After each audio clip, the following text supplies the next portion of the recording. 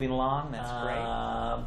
Let's get started. We were in our conversation of interactions last week. I've jumped back a little bit just to make one point before we kind of move into where we'd left off. And I just really wanted to emphasize more. In this case, I just want to put this figure up here of the lines, these crossing lines. And to emphasize one more time, if you're looking at interactions, you really need to graph it. Don't just try to. We're going to spend a lot of today talking about interpreting what all those regression coefficients mean, kind of in a logical English language sort of way. What is that? What is each coefficient telling us? But even though we're going to spend a lot of time today talking about that, you still don't fall into the trap of being lazy and not making the graph and thinking, oh, I can just interpret these, I can look at these numbers and make sense of it.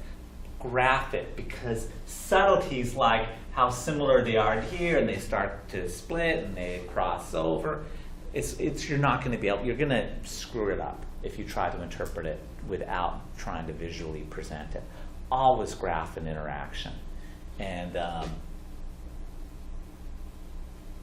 it's just the easiest way to most accurately describe what pattern you're actually seeing in the data.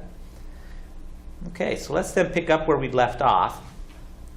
We went through kind of the process of doing looking at the interaction, and then if your interaction involves a categorical predictor, one or both, but certainly if it's one categorical predictor and a continuous predictor, so two, continuous variable and a dichotomy or some sort of category, we talked about kind of doing that follow-up analysis where you just run each group on its own as a way of just kind of then being able to make statements about boys this and girls we saw that, where the interaction is always talking about there'll be the referent group.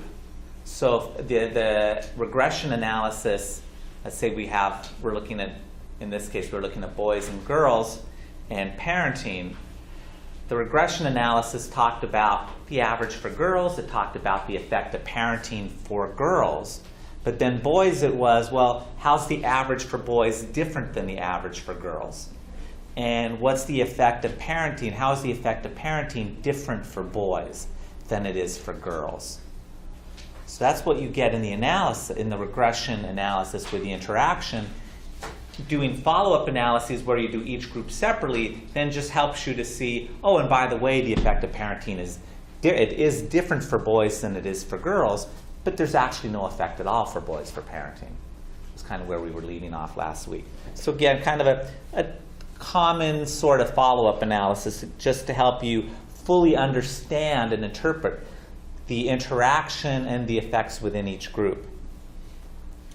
When we start looking at interactions, there's different ways that people classify interactions, or you might read how people are descriptively summarizing what their interaction was. You can have a super additive interaction where the combined effects for two variables are more than their individual effects alone. We'll see that in just a minute. Or subadditive where their combined effect is less. Or ordinal or disordinal, or a crossover is another way people will talk about a disordinal. Here's a super additive interaction. Notice you're looking at one or two parent families for boys and girls and behavior problems. This is kind of getting back to my dissertation days. That, though it's not that accentuated, that you see, overall, two-parent families, kids on average, as a kid who grew up as a boy in a single-parent family, these are all averages. Don't mean to imply anything. For two-parent families, you see on average lower levels than single-parent. Girls tend to have lower levels than boys, but if you're a boy in a single-parent family, the average level was higher, more higher than that difference. You see that sort of a jump. It's super additive. It's not just the risk of being a boy, the risk of being in a single-parent family. It's both or more than that. Again, just on average. Subadditive, as you can imagine, is the opposite. in this case, that the effect of the two, when you have both of them combined, it's not as much as each of them individually. So you can, that actually happens a lot, that in a way, from like risk factor models, you keep piling on risk. At some point, it can't keep going up like double and triple and quadruple. At some point, it starts to level off, and the cumulative effect is less than the individual risks on their own. So that's a sub-additive that in this case being, well, anyway, I don't want to belabor that too much. This is a little more, it's subtle, but it's an important one, where you have a disordinal or a crossover interaction versus a ordinal, or where the lines don't actually cross in your range of data. So notice again the difference. Here's our range of data. Notice the regression lines for males and females don't literally cross in our range of data, where in this example they do cross. And the importance of this is if your scale, let's say I'm looking at my axis here is anxiety, versus if my scale here is behavior problems. Let's say my behavior problem scale, we're kind of assuming, notice it's all equally spaced, we're assuming that it's calculated on an interval scale. Notice they're all equal intervals between 5 and 10 and 10 and 15. I'm assuming behavior problems are, that scale is an equal interval. But realistically, is it? I mean, how do you measure, a 10 might be, an average 10 might reflect shoplifting, a 15 might reflect getting into fights. How do we know, other than I've got some scores and I'm adding them up some way? And the problem, if they don't cross over, let's say that the effects between 0 and the difference between 5 and 10 and 15 is the same. That really is an interval difference of how much more misbehaving a kid is. But the difference between 15 and 20 really isn't that much of a difference. And the difference between 20 and 15 really isn't that much of a difference. Maybe at the high end, I've got a bunch of items that you're able to, that a lot of kids are endorsing at that point, and it's really not the same. A 5-point difference at the low end is this much, but a 5-point difference at the high end is only this much more delinquency, because if they're not equal intervals. If we rescaled that, then based on this super somehow knowledge that I've got, that this difference is really only as much as this, all of a sudden they become parallel lines. This is why I hit it, because I'm going more into this than I was anticipating, but what the heck.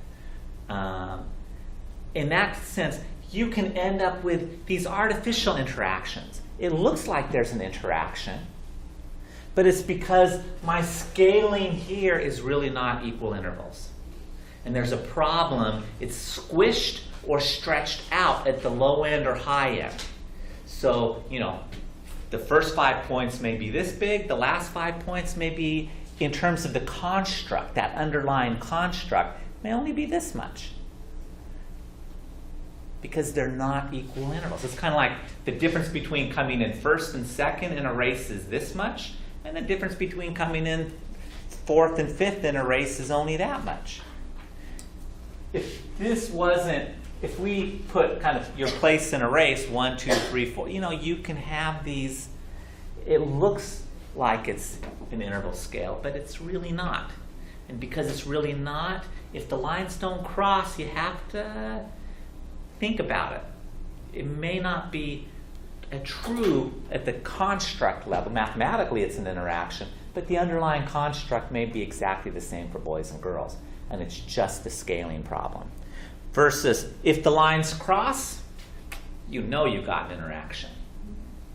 Because boys and girls up here, they're equally affected, everybody's equally affected. Once the lines cross, it's safe. you can be confident of that interaction. And there's some statisticians that will argue that you really shouldn't work yourself up over an interaction like this. Unless you're absolutely confident this outcome measure is interval scale, maybe we shouldn't really get too worked up over it. Maybe not make that big of a deal if it doesn't cross over. I don't necessarily subscribe to that view, because pragmatically you see this a lot where they don't cross over in your range of data. But it's important to recognize that potential. Okay? The kind of wrapping up now, before we get into kind of summarizing, we're not wrapping up, but summarizing this overview of interactions. The couple things to keep in mind, that interactions can be difficult to detect. We talked about this last week. You have to, the unique effect after controlling for both of the main effects related to them. If I'm looking at the effect of the interaction of parenting and child sex, you have to control for sex, you have to control for parenting. And those are both going to account for a lot of the variance kind of related to that interaction often. So they can be difficult to detect.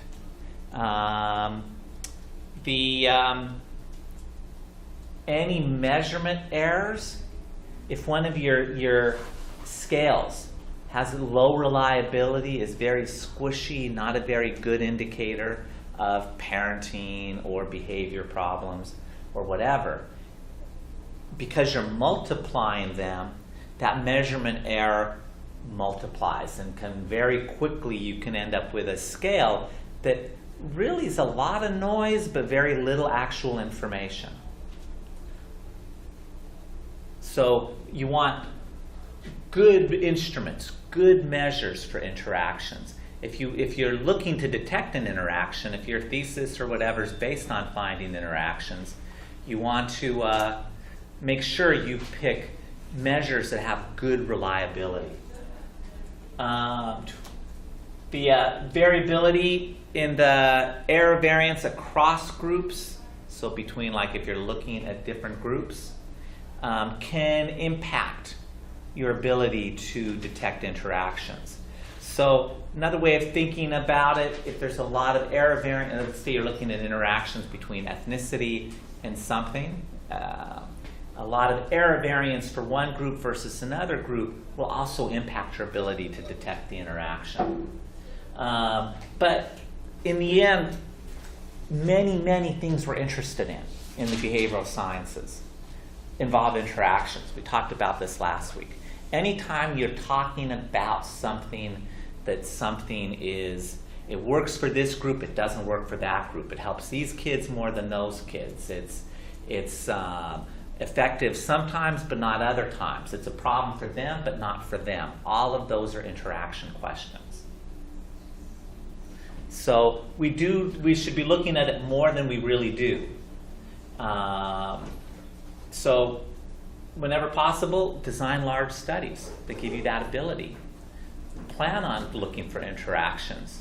Design studies that are designed to detect interactions. Large N's and good measures to help you detect them.